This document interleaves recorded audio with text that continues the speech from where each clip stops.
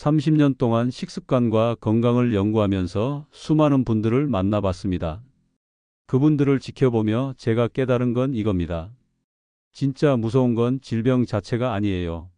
치료가 끝난 뒤에도 계속해서 몸을 공격하는 잘못된 생활 방식이 진짜 문제입니다. 더 충격적인 건 뭐냐면요. 그게 우리가 평생 건강에 좋다고 믿어왔던 음식들이라는 겁니다.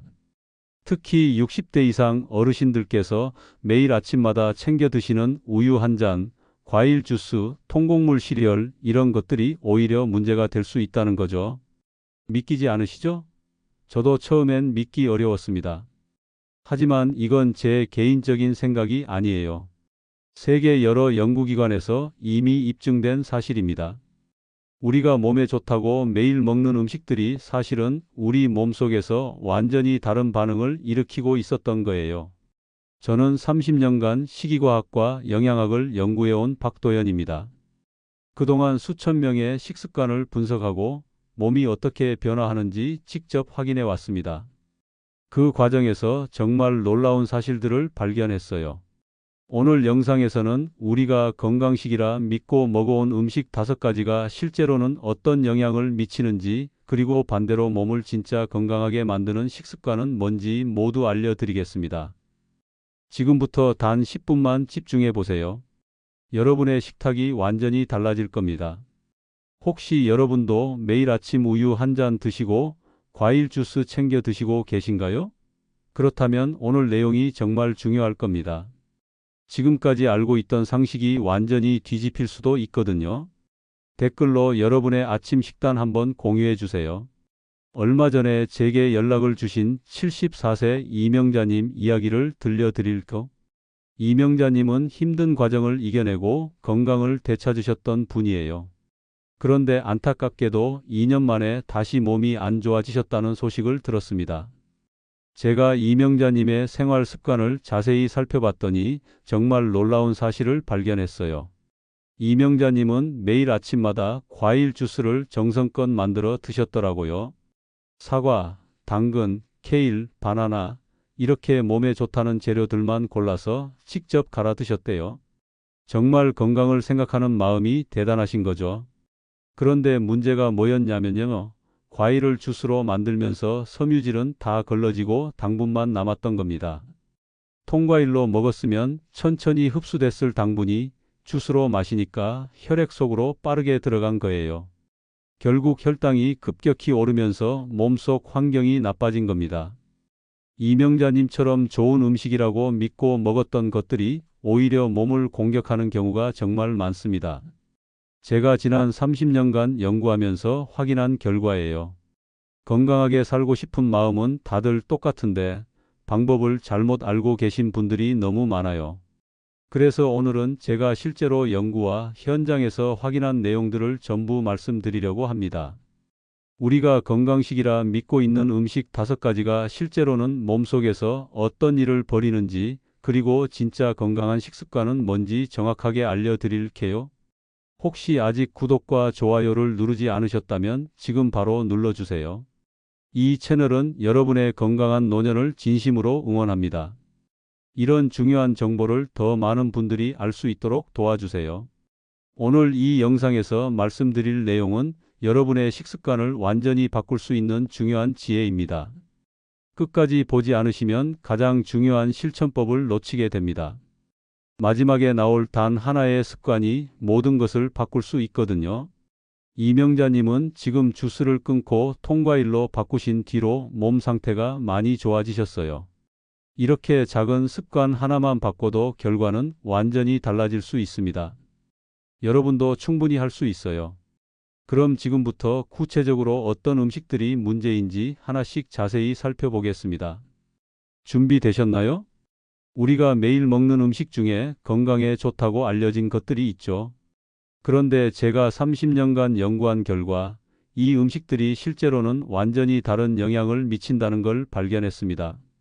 지금부터 하나씩 말씀드릴 텐데요. 아마 깜짝 놀라실 겁니다. 먼저 우리가 매일 무심코 사용하는 플라스틱 용기에 대해 이야기해 볼게요. 편의점에서 도시락 사오시죠? 그걸 플라스틱 용기째 전자레인지에 돌리시나요? 많은 분들이 그렇게 하시는데 이게 정말 큰 문제예요. 캐나다 연구진이 놀라운 걸 발견했습니다. 티백 한 잔에서 무려 100억 개 이상의 미세한 플라스틱 조각이 검출됐어요. 100억 개예요. 상상이 되시나요? 이런 플라스틱 잔여물들이 우리 몸속에 들어가면 염증을 일으킵니다. 그리고 이 염증이 바로 문제가 되는 거예요. 광주에 사는 82세 김동환님 사례를 말씀드릴게요. 김동환님은 혼자 사시면서 식사 준비가 어려우니까 편의점 도시락을 자주 드셨어요. 그런데 플라스틱 용기째 전자레인지에 돌려서 드셨더라고요. 몇 달 후 검사를 받으니까 염증 수치가 굉장히 높게 나왔습니다. 전자레인지에 플라스틱을 넣으면 열 때문에 독성 물질이 음식에 그대로 섞여 들어가요. 이게 우리 몸속에 쌓이면서 문제를 일으키는 겁니다. 그래서 제가 김동환님께 플라스틱 용기 대신 유리나 세라믹 그릇을 사용하시라고 권했어요. 티백도 입차로 바꾸시라고 했고요. 여러분도 편의점 음식 자주 드시나요? 그렇다면 오늘부터라도 꼭 그릇에 덜어서 드세요. 이것만으로도 큰 차이가 납니다. 다음은 우유 이야기를 해볼게요. 많은 분들이 아침마다 우유 한 잔씩 드시죠? 칼슘도 있고 단백질도 있고 뼈 건강에 좋다고 알려져 있으니까요. 그런데 여기에 숨겨진 사실이 있습니다. 우유 속에는 성장인자라는 게 들어 있어요. 이게 원래는 송아지를 빨리 키우기 위한 성분입니다. 문제는 이 성장인자가 우리 몸속에 들어오면 세포 분열을 촉진한다는 거예요. 건강한 세포만 자라면 좋은데 문제 있는 세포까지 같이 자라게 만듭니다. 실제로 한국에서 유제품 소비량이 지난 수십 년간 20배 가까이 늘었어요. 그런데 똑같은 기간 동안 유방 관련 질환 발병률도 급상승했습니다. 이게 우연이 아니라는 연구 결과들이 계속 나오고 있어요. 제가 상담했던 70세 여성분 이야기를 들려드릴게요. 이분은 매일 아침 우유 한 잔과 요거트를 꼭 챙겨 드셨어요. 건강을 위해서요. 그런데 정기 검사를 받을 때마다 염증 수치가 꾸준히 높게 나왔습니다. 제가 우유를 끊어보시라고 권했더니 몇 달 후에 수치가 눈에 띄게 좋아졌어요. 지금은 두유나 귀리 우유, 코코넛 요거트 같은 식물성 대체 식품들이 많이 나와 있잖아요. 이런 걸로 바꿔보시는 건 어떨까요? 제품에 저지방이라고 써 있어도 무첨 가라고 써 있어도 성장인자는 그대로 들어 있으니까 주의하셔야 해요. 매일 우유 한 잔 습관처럼 드시고 계시진 않나요? 한번 생각해 보세요. 이제 튀긴 음식 이야기를 해보겠습니다. 치킨, 감자튀김, 도넛 이런 거 좋아하시죠? 맛있으니까요. 그런데 이 음식들이 우리 몸속에서 어떤 일을 벌이는지 아시나요? 기름에 튀긴 음식에는 트랜스 지방이라는 게 들어 있어요. 이게 우리 세포막을 딱딱하게 만듭니다. 세포막이 딱딱해지면 산소와 영양분이 제대로 들어가지 못해요. 세포가 제 기능을 못하는 거죠. 하버드 보건대학에서 20년 넘게 추적 조사를 했는데요. 트랜스 지방을 많이 먹는 사람들의 사망률이 25%나 높게 나왔습니다. 4분의 1이나 더 높은 거예요. 이게 얼마나 무서운 수치인지 아시겠죠? 대구에 사는 67세 이춘식님 사례를 말씀드릴게요. 이춘식님은 치킨을 정말 좋아하셔서 일주일에 3번은 꼭 드셨대요. 가족들이랑 모여서 치킨 먹는 게 낙이었다고 하시더라고요.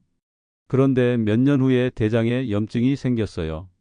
검사를 해보니 트랜스 지방 섭취와 관련이 있었습니다. 제가 이춘식님께 튀김 대신 찜이나 구이로 바꿔보시라고 권했어요. 기름도 올리브 오일이나 아보카도 오일로 바꾸시라고 했고요. 처음엔 힘들어 하셨는데 지금은 몸이 훨씬 가벼워졌다고 좋아하세요. 한 가지 더 알려드릴게요. 기름을 너무 뜨겁게 달구면, 그러니까 연기가 나기 시작하면요, 이미 독성 지방이 생긴 상태예요. 이런 기름으로 요리하면 안 됩니다. 기름은 적당한 온도에서 사용하셔야 해요. 치킨이나 감자튀김 얼마나 자주 드시나요? 일주일에 몇 번이나 되시나요? 한번 세어보세요. 이번엔 정말 중요한 이야기를 하나 더 드릴게요. 바로 설탕과 흰쌀, 흰빵 같은 정제된 탄수화물에 관한 겁니다. 이게 우리 몸속에서 어떤 일을 일으키는지 아시나요? 우리 몸속 문제 있는 세포들은 정상 세포보다 포도당을 무려 20배나 더 많이 소비합니다. 20배예요. 그러니까 우리가 단 음식을 많이 먹으면 결국 이 문제 세포들한테 먹이를 주는 셈이 되는 거죠. 실제로 당뇨병이 있는 분들의 간에 문제가 생길 위험이 일반인보다 74% 높았어요. 췌장은 무려 200%나 높았고요. 이게 전부 혈당과 관련이 있습니다. 아까 말씀드린 74세 이명자님 기억하시죠? 이명자님이 매일 아침 과일 주스를 드셨다고 했잖아요. 그리고 빵도 자주 드셨대요. 건강한 통곡물 빵이라고 생각하셨는데 알고 보니 정제된 밀가루로 만든 빵이었어요. 결국 혈당이 급상승하면서 문제가 생긴 겁니다. 흰쌀 대신 현미로 바꿔보세요. 흰빵 대신 통밀빵으로 바꿔보시고요. 과일 주스는 끊으시고 통과일로 드세요. 사과를 갈아서 주스로 마시지 말고 그냥 사과를 씹어서 먹으라는 겁니다. 섬유질이 같이 들어가면 혈당이 천천히 올라가거든요. 여기서 조심하실 게 하나 더 있어요. 천연 꿀이나 매실청, 도라지청 같은 것들요. 이것도 결국 설탕물이에요. 천연이라고 해서 안전한 게 아닙니다. 우리 몸은 천연 설탕이든 정제 설탕이든 똑같이 받아들여요. 하루에 달달한 음식 몇 번이나 드시나요? 커피에 설탕 넣고 간식으로 과자 먹고 식후에 과일 주스 마시고 이렇게 하시는 분들 많으시죠? 이거 전부 더하면 하루에 설탕을 얼마나 드시는지 아세요? 상상 이상일 겁니다. 마지막으로 가공육 이야기를 하겠습니다. 소시지, 햄, 베이컨 이런 거 자주 드시나요? 특히 아침에 간편하게 먹기 좋아서 많이 드시는데요. 이게 정말 큰 문제예요. 가공육에는 아질산나트륨이라는 첨가물이 들어 있어요. 이게 우리 몸속에 들어가면 니트로사민이라는 물질로 변합니다. 이 니트로사민이 바로 문제를 일으키는 거예요. 세계보건기구에서 가공육을 담배와 똑같은 1급 발암물질로 분류했습니다. 담배랑 똑같은 등급이에요. 이게 얼마나 심각한지 아시겠죠? 그런데도 많은 분들이 매일 아침 소시지를 드세요. 65세 정병수님 이야기를 들려드릴게요. 정병수님은 아침마다 소시지를 구워 드셨어요. 간편하고 맛있으니까요. 도시락 반찬으로도 자주 싸가셨고요. 그런데 대장에 염증이 자꾸 반복됐습니다. 났다가도 다시 생기고 또 났다가 또 생기고 그랬어요.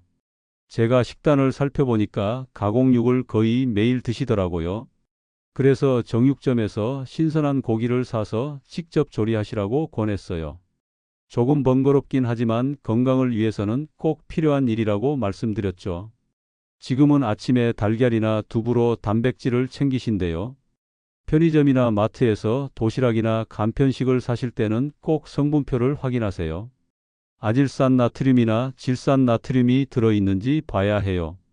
무첨가나 천연이라고 써 있어도 이 성분들이 들어있을 수 있으니까 꼭 확인하시고요.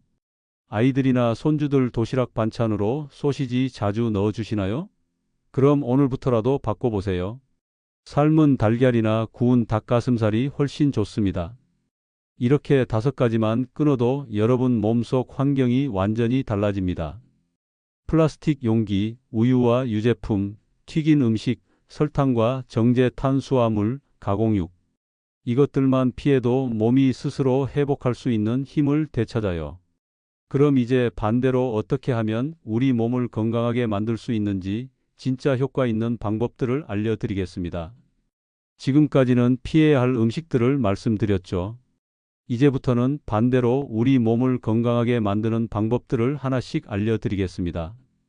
제가 30년간 연구하고 실제로 효과를 확인한 방법들이에요. 먼저 공복 시간에 대해 이야기해 볼게요. 하루에 16시간 정도 아무것도 먹지 않는 시간을 만들어 보세요. 이게 간헐적 단식인데요. 생각보다 어렵지 않아요. 우리 몸은 음식이 계속 들어오면 쉴 틈이 없어요.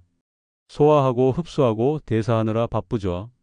그런데 공복 시간을 주면 몸이 비로소 청소를 시작합니다. 쓰레기를 치우고 망가진 부분을 고치는 거예요. 특히 문제 있는 세포들은 에너지를 얻지 못하니까 더 이상 자라지 못합니다. 실천하는 방법은 간단해요. 저녁 6시 이후로는 아무것도 먹지 마세요. 물이나 따뜻한 차는 괜찮아요. 그리고 다음 날 아침 10시쯤 첫 식사를 하시는 거예요. 저녁 6시부터 아침 10시까지가 딱 16시간이죠. 처음엔 배고프실 수 있어요. 그럴 땐 물을 조금씩 마시세요. 허브차나 녹차도 좋고요. 일주일만 해보시면 몸이 적응합니다. 그 다음부터는 오히려 몸이 가벼워지는 걸 느끼실 거예요. 다만 주의하실 점이 있어요. 당뇨병이 있으시거나 몸무게가 많이 줄어든 상태라면 전문가와 상담 후에 시작하세요. 무리하면 안 되니까요. 여러분은 마지막 식사 후 몇 시간 뒤에 주무시나요? 자기 직전까지 뭔가 드시진 않나요? 다음은 식단 구성에 대해 말씀드릴게요. 현미와 채소 중심으로 드셔보세요. 이게 진짜 중요합니다. 섬유질이 왜 좋으냐면요. 우리 몸속에 쌓인 독소를 배출해 주거든요. 그리고 혈당을 천천히 올려줘요. 아까 말씀드렸던 급격한 혈당 상승을 막아주는 거죠. 처음부터 100% 현미로 바꾸시면 소화가 어려울 수 있어요. 흰쌀이랑 현미를 반반 섞는 반현미부터 시작하세요. 그러다가 점점 현미 비율을 높이는 거예요. 몸이 적응할 시간을 주는 겁니다. 그리고 식사 순서도 바꿔보세요. 채소를 먼저 드시고요. 그 다음에 단백질, 마지막에 탄수화물 순서로 드시는 거예요. 이렇게만 해도 혈당 조절에 큰 도움이 됩니다. 혹시 식사할 때 밥부터 드시진 않나요? 많은 분들이 밥을 먼저 먹고 반찬을 먹는데요. 순서를 바꿔보세요. 채소 반찬부터 드시고 나중에 밥을 드시는 거예요. 아침에는 채소 샐러드나 나물로 시작하세요. 점심이나 저녁도 마찬가지예요. 그러면 자연스럽게 채소를 많이 먹게 되고 밥은 적게 먹게 됩니다. 세 번째는 운동입니다. 매일 30분만 걸어보세요. 거창한 운동은 필요 없어요. 그냥 걷기만 해도 충분합니다. 걷기는 우리 몸의 면역 세포를 활성화시켜요. 이 면역 세포들이 문제 있는 세포를 찾아서 제거하는 능력이 높아지는 거죠. 그리고 혈액순환도 좋아지고 스트레스도 줄어들어요. 여기서 주의할 점은 무리하지 말라는 겁니다. 너무 격렬하게 운동하면 오히려 스트레스 호르몬이 높아져요. 그럼 역효과가 나요. 숨이 조금 차는 정도, 옆 사람이랑 대화할 수 있을 정도로만 걸으세요. 아침에 일어나서 30분 또는 저녁 식사 후 30분 이렇게 시간을 정해 놓으시면 좋아요. 매일 같은 시간에 걸으면 습관이 됩니다. 날씨가 안 좋으면 집 안에서 제자리 걷기를 해도 돼요. 오늘은 얼마나 움직이셨나요? 혹시 하루 종일 앉아만 계신 건 아닌가요? 네 번째로 수면과 수분 섭취에 대해 말씀드릴게요. 이것도 정말 중요합니다. 수면이 부족하면 우리 몸에 염증이 생겨요. 염증이 쌓이면 여러 문제가 생기죠. 그래서 하루에 최소 7시간은 주무셔야 해요. 깊게 푹 자는 게 중요합니다. 잠을 잘 자려면 저녁에 카페인을 피하세요. 커피는 오후 2시 이후로는 드시지 마시고요. 잠들기 2시간 전에는 스마트폰도 내려놓으세요. 화면에서 나오는 빛이 수면을 방해하거든요. 물도 충분히 마셔야 해요. 하루에 1.5리터에서 2리터 정도가 적당합니다. 그런데 여기서 주의할 게 있어요. 생수병을 뜨거운 곳에 두지 마세요. 차 안이나 햇빛 드는 곳에 오래 두면 플라스틱에서 독성 물질이 녹아나와요. 그래서 가능하면 유리컵에 물을 따라서 드세요. 물병도 유리나 스테인리스 재질로 쓰시고요. 정수기 물을 받을 때도 플라스틱 컵 대신 유리컵을 쓰세요. 어젯밤엔 몇 시간 주무셨나요? 잠을 설치신 건 아닌가요? 물은 충분히 마시셨고요. 마지막으로 가장 중요한 이야기를 하나 더 드릴게요. 바로 가족과 함께 실천하라는 겁니다. 혼자서 식습관을 바꾸는 건 정말 어려워요. 작심삼일로 끝나기 쉽죠. 그런데 가족이 함께하면 달라요. 서로 격려하고 도와주니까 훨씬 오래 지속할 수 있어요. 실제로 연구 결과를 보면 혼자 할 때보다 가족이 함께할 때 유지율이 2배나 높았습니다. 서로 챙겨주고 응원해 주니까 포기하지 않게 되는 거예요. 처음부터 완벽하게 하려고 하지 마세요. 한 주에 한 가지씩만 바꿔보세요. 이번 주에는 가공육 끊기, 다음 주에는 단 음식 줄이기, 그 다음 주에는 튀김 자제하기, 이런 식으로 천천히 바꿔나가는 겁니다. 배우자나 자녀분들한테 이 영상을 보여주세요. 같이 시청하시고 함께 실천하기로 약속하세요. 손주들이 있으시면 손주들 건강을 위해서라도 가족 모두가 함께 바꿔야 해요. 저녁 식사 시간에 가족들이 모이잖아요. 그때 오늘 뭘 실천했는지, 어땠는지 이야기해 보세요. 힘들었던 점도 나누고 좋았던 점도 나누면서 서로 격려하는 거예요. 가족 중에 함께 해보실 분 계신가요? 오늘 저녁에 가족들한테 제안해 보세요. 이렇게 5가지만 실천하면 여러분 몸의 염증 수치가 줄어들어요. 그리고 에너지 균형이 돌아옵니다. 몸이 스스로 회복하는 힘을 되찾는 거죠. 이제 오늘 내용을 정리하면서 마무리하겠습니다. 오늘 제가 말씀드린 내용 간단히 정리하겠습니다. 정말 중요한 이야기니까 다시 한번 되새겨 보세요. 우리가 평생 건강에 좋다고 믿어왔던 음식들, 우유 한 잔, 아침 과일 주스, 간편한 소시지, 바삭한 튀김, 달달한 빵, 이런 것들이 실제로는 우리 몸속에서 완전히 다른 반응을 일으킨다는 걸 말씀드렸어요.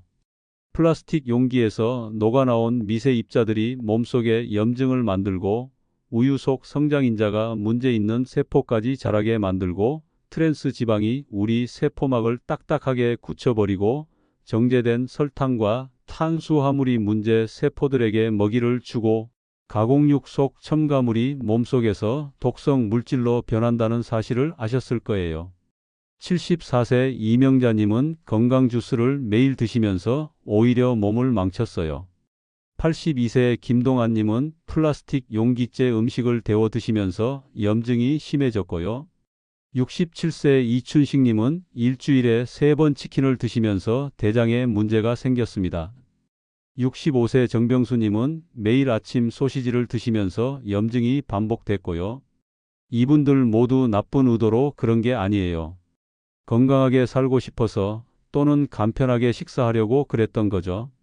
그런데 방법을 잘못 알고 있었던 겁니다. 반대로 제대로 된 방법은 뭐였죠? 하루 16시간 공복 유지하기, 현미와 채소 중심 식단으로 바꾸기, 매일 30분씩 걷기, 7시간 이상 깊은 수면과 깨끗한 물 마시기, 그리고 가족과 함께 실천하기, 이 5가지였습니다. 이렇게만 하면 우리 몸속 환경이 완전히 달라져요. 염증이 줄어들고 혈당이 안정되고 면역력이 높아지고 세포가 스스로 회복하는 힘을 되찾습니다. 문제 있는 세포들은 더 이상 자라지 못하고 건강한 세포들만 활발하게 활동하는 거죠. 잘못된 식습관은 문제의 문을 활짝 열어주지만 올바른 식습관은 몸의 회복력을 되살립니다. 이게 제가 30년 동안 연구하고 현장에서 확인한 명백한 사실이에요. 오늘 당장 할 수 있는 단 하나를 말씀드릴게요. 오늘 저녁 식사부터 플라스틱 용기를 버리세요. 유리 그릇이나 세라믹 접시에 음식을 담으세요.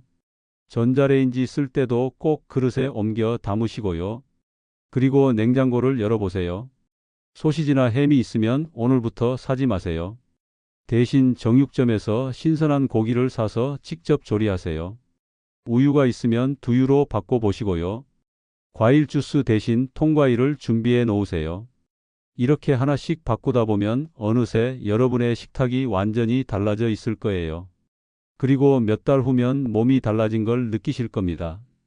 다음 영상에서는 더 구체적으로 장을 볼 때 뭘 사야 하는지, 성분표를 어떻게 읽어야 하는지, 그리고 건강한 요리법들을 자세히 알려드리겠습니다. 외식할 때 주의할 점도 함께 다룰 거예요. 구독하시고 알림 설정 꼭 해두세요. 그래야 다음 영상 놓치지 않으실 수 있어요. 마지막으로 여러분께 질문 하나 드릴게요. 오늘 이 영상을 보고 나서 가장 먼저 바꿔보고 싶은 습관이 뭔가요? 댓글로 남겨주세요. 여러분의 다짐을 보면 저도 힘이 나거든요. 서로 응원하면서 함께 건강해져 봅시다.